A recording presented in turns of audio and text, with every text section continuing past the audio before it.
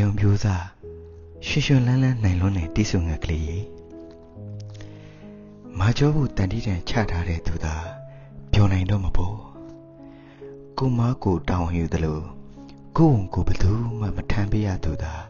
ပြောနိုင်တော့မပေါ်တနာကျင်နာမှုကိုမတောင်းတခဲ့ဘူးသလို